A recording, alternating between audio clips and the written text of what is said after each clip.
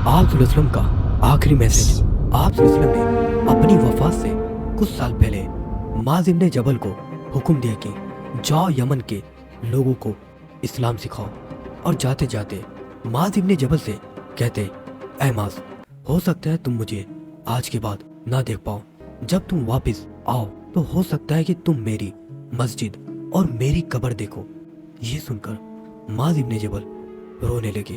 اب جب پورے عرب میں اسلام پھیل چکا تھا اور کئی لوگوں نے نہ کبھی آپ صلی اللہ علیہ وسلم کو دیکھا تھا نہ ہی آپ کو سنا تھا، تو رسول اللہ صلی اللہ علیہ وسلم نے پورے عرب میں میسنجر بھجوائے اور ان کو حکم دیا کہ پورے عرب میں اعلان کر دو رسول اللہ حج پر جا رہے اور وہاں وہ آپ سب سے ملنا چاہتے ہیں۔ یہ سن کر عرب کے ہر کونے سے ہزاروں کی تعداد میں لوگ مدینہ گئے اور وہاں سے رسول اللہ صلی اللہ علیہ وسلم کے ساتھ حج کے لیے نکل گئے۔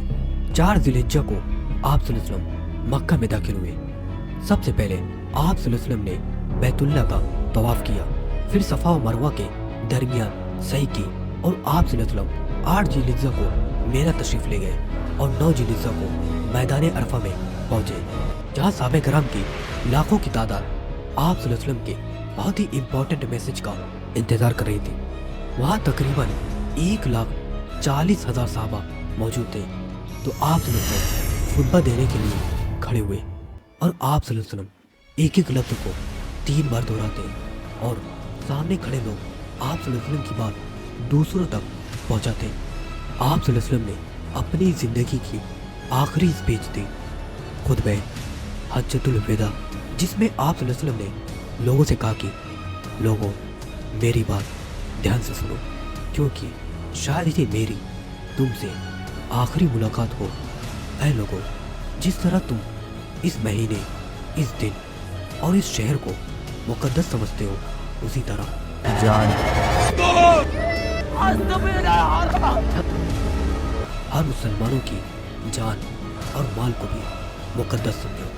جو چیز تمہارے پاس امانت ہے انہیں ان کے حقدار تک پہنچا دو، کسی کو تکلیف مت دو تاکہ تمہیں کوئی تکلیف نہ دے، اور یقیناً تم اپنے رب سے ضرور ملو گے اور وہ تمہارے اعمال کا ضرور حساب لے گا۔ تمہارا اصل مال تمہارا اپنا مال ہے، نہ تم کسی پر ظلم کرو، نہ تم پر ظلم کیا جائے گا۔ اپنے دین کی حفاظت کے لیے شیطان سے ہمیشہ ہوشیار رہنا۔ وہ اب تمہیں بڑے گناہوں میں بہکانے کی امید چھوڑ چکا ہے، لیکن چھوٹی چھوٹی باتوں میں وہ تمہیں ضرور بہکانے کی کوشش کرتا رہے گا، اس لیے اس سے بچ کے رہنا۔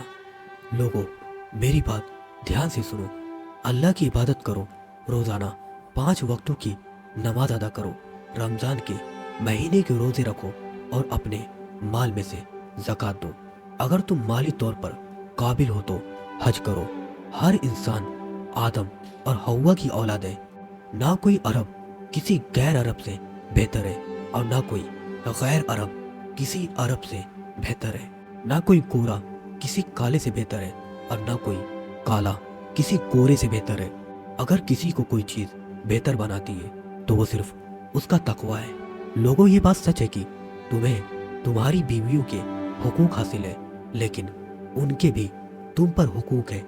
یاد رکھو، تم نے انہیں اللہ کی امانت کے طور پر اپنی بیویاں بنایا ہے، اور یہ صرف اللہ کی اجازت سے ہوا ہے۔ اگر وہ تمہارے حقوق ادا کرتی ہے تو ان کا بھی یہ حق ہے کہ تم بھی ان کے حقوق کو ادا کرو، اور ان کو اچھے طریقے سے کھلاؤ پلاؤ اور اچھے کپڑے پہناؤ۔ اپنی عورتوں کے ساتھ اچھا سلوک کرو اور ان کے ساتھ نرمی اور محبت سے پیش آؤ، کیونکہ وہ تمہاری ساتھی اور مددگار ہے، اور تمہارا حق ہے کہ وہ کسی ایسے شخص سے دوستی نہ کرے جسے تم پسند نہیں کرتے، اور وہ اپنی عزت اور پاک دامنی کی حفاظت کرے۔ یہ جان لو کہ ہر مسلمان دوسرے مسلمان کا بھائی ہے، اور سارے مسلمان ایک امت کا حصہ ہیں۔ کسی مسلمان کے پاس کسی دوسرے مسلمان کی کوئی چیز جائز نہیں ہو سکتی جب تک وہ خوشی سے اپنی رضا سے نہ دے دے۔ اسی لیے اپنے آپ پر ظلم مت کرو۔ یاد رکھو، ایک دن اللہ کے سامنے حاضر ہونا ہے اور اپنے اعمال کا حساب دینا ہے۔ होशियार रहो। लोगों मेरे बाद रास्ते से भटक मत जाना। लोगों मेरे बाद ना कोई नबी आएगा और ना कोई नया दीन पैदा होगा। इसलिए मेरी ये बातें अच्छे से समझ लो जो मैं तुमसे कह रहा हूँ।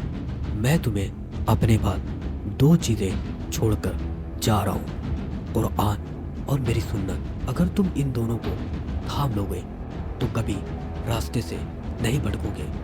जो लोग मेरी ये बात सुन रहे हैं वो मेरा ये पैगाम उन लोगों तक पहुँचाए जो यहाँ मौजूद नहीं है। हो सकता है कि जो आखिरी के लोग हों वो इस पैगाम को उन लोगों से बेहतर समझ ले जो इसे सीधा मुझसे सुन रहे हैं। फिर रसूलुल्लाह सल्लल्लाहु अलैहि वसल्लम ने आसमान की तरफ देखा और कहा कि ऐ अल्लाह, तू गवाह है इन लोगों पर, मैंने ये तेरा हक अदा कर दिया।